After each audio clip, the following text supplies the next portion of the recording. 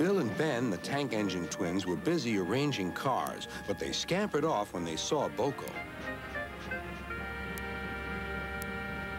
I remember the first time I met those two, laughed Boko. They nearly made my eyes pop out. Edward soon put a stop to their games. Edward is the only one who can keep Bill and Ben in order, chuckled Duck. I sometimes call them the Bees. A good name, replied Boko. They're terrors when they start buzzing around. James bustled in. What's that, Duck? Are you afraid of bees? They're only insects after all, so don't let that buzzbox Diesel tell you different. His name is Boko, and he didn't. I wouldn't care if hundreds were swarming around. I'd just blow smoke and make them buzz off. Buzz, buzz, buzz, retorted Duck. The next morning, James arrived at the station to collect his coaches. The passengers were excited and keen to get on board. The platform was crowded, and the porter was in a hurry. Mind your backs, he shouted. Then there was trouble. The beehive fell and broke open. The station cleared like magic. James heard a familiar buzzing. The bees were too cold to be cross, so they buzzed around the fireman, hoping he'd mend their hive. But he didn't understand, nor did his driver, so the bees turned to James. His boiler was nice and warm. Buzz off, hissed James. One bee burnt his foot. Ooh, ooh. The bee thought James had burnt him on purpose.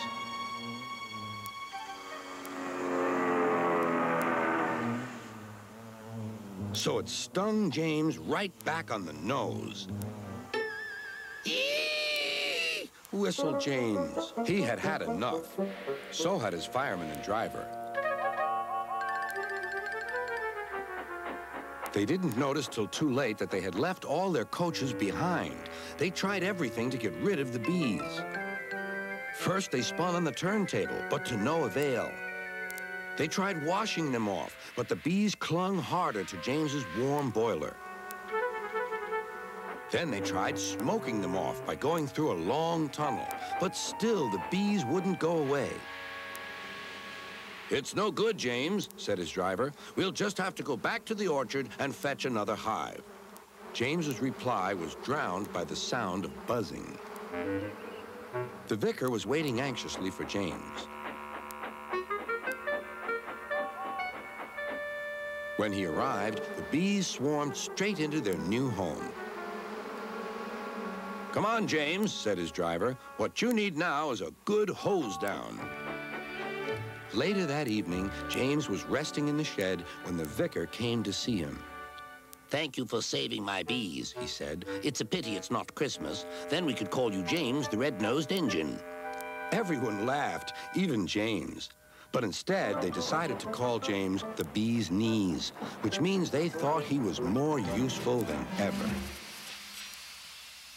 Well, I wish these garbage flies were honeybees. I know the bee stung James, but bees only sting when they're angry. Garbage flies are dirty all the time.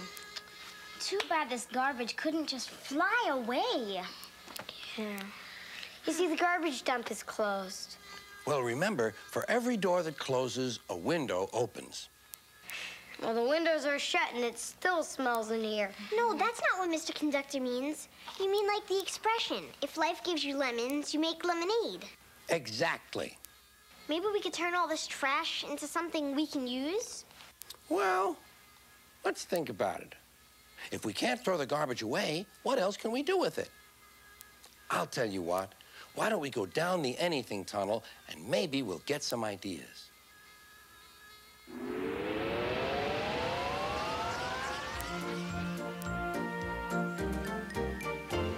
If everyone did a little, just like you and me, if everyone did a little, a difference you would see.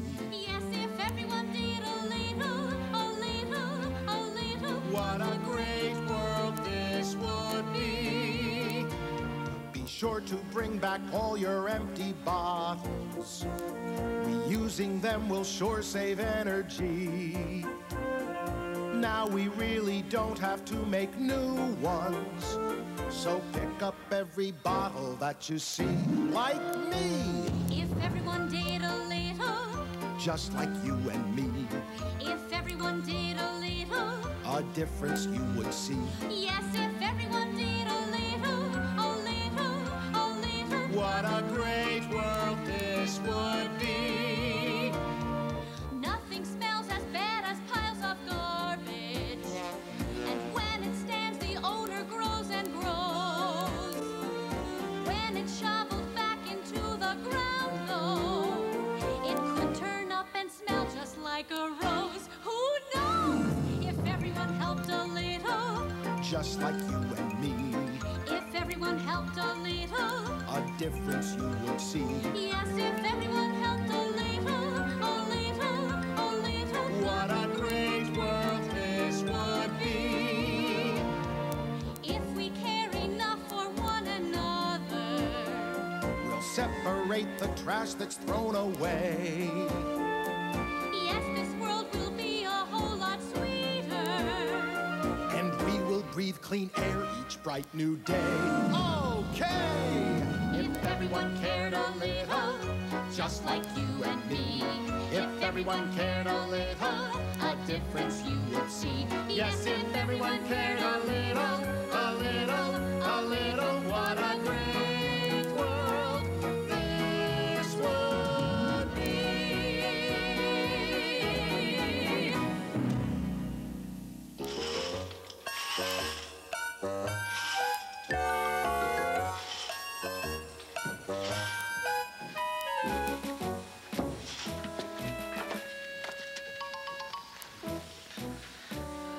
I smell a story here. Oh, Mr. Typo, here. Oh, that's much better. The garbage drain outside has no place to go. Garbage dump opens at Johnny Time Station. No, Mr. Typo. We've got to figure something out. There's a story here I wrote for my school newspaper about how the Valley Railway needs a recycling center. Let me do that. What's a recycling center? Well, it's where all the trash gets separated. All the glass, all the cans, all the papers, and they get to be reused. Oh, that's a great idea, Becky. Does Mr. McRail know about recycling? Not yet, but I'm going to tell him. Oh, but wait a minute, Becky, we don't have a recycling center. Where's she going? I don't know. She definitely got something on her mind. Calm down, lass. Now, let me understand you. You want to turn my train into a recycling centre? We can help you. It's just a wee girl. We can recycle all that garbage. Recycle? You mean go through all that filthy trash and sort it out, then send it to some place to make it useful again? Yes. You're talking about a whole train full, lass, do you know that? Yes. There's an awful lot of half-eaten egg salad sandwiches in there. Oh. We can compost those and use them for our gardens. Are all you people willing to do that for me? Yes! You're a fine bunch. Right, let's get at it then.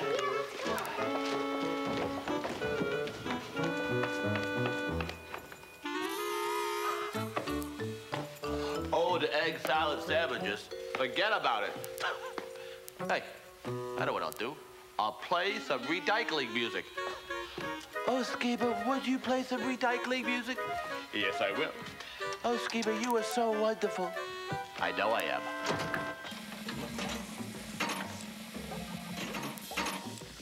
Hey, I recognize that nickel. Garbage isn't the only thing that gets recycled. Well, let's recycle some fine old tune and make it fresh as new. How about... Oh, that's a good worky song.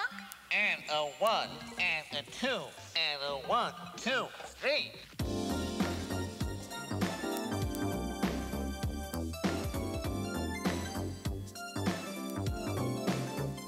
If you miss the train I'm on, you will know that I am gone.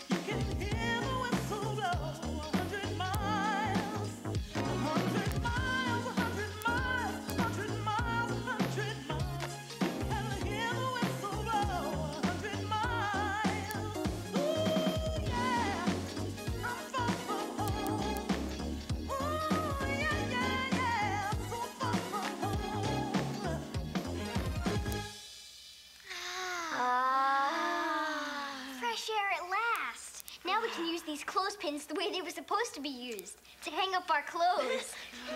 Aye, I can be there in half an hour. Certainly, my train's all loaded. Can you beat that? Who was it?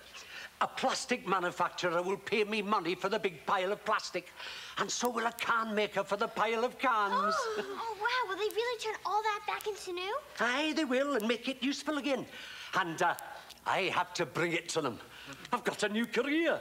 I'm the new Recycle Express. And I think I have you to thank for it all, young lady. You've done more good today than you know. I thank you. Will we see you again? Well, it's hard to say, but I do know this. Whenever you see a pile of trash that needs to be sorted and hauled somewhere nearby, I'll be there. Wish me luck. Oh, good luck, Mr. Grill. Oh, just in case.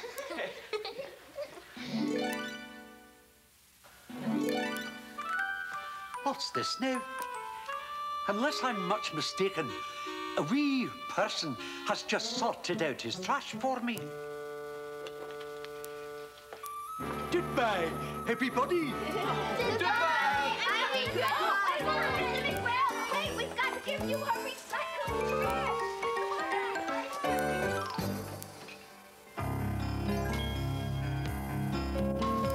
Reach for the speed, reach for the whistle, go where the rail may run. Reach for the words, reach for the story, follow the rainbow sun. To a shining time station, where dreams can come true, waiting there for you. So much to see, so far to travel, so much to learn to know. Friends by your side, hopes to hold on to, who knows how far you'll go. To a shining time station, where dreams